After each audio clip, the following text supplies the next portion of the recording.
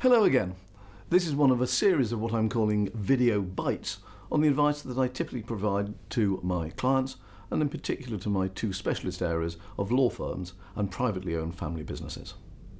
Only 10% of family businesses make it to the third generation, and hence succession planning is a key element of what I do.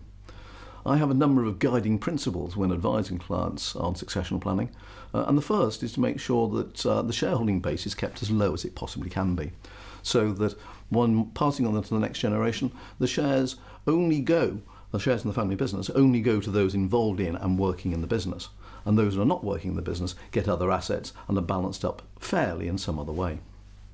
I also like to have a shareholders agreement put in place when everyone's getting on, and hence it's easy to get that in place.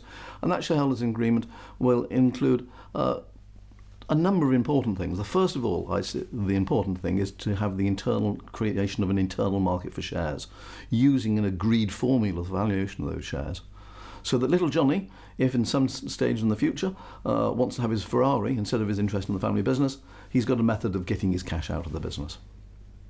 I also like to see a proper dividend policy, so for those who do stay in for the ride in the business, do know they're going to get some sort of reward for owning those shares.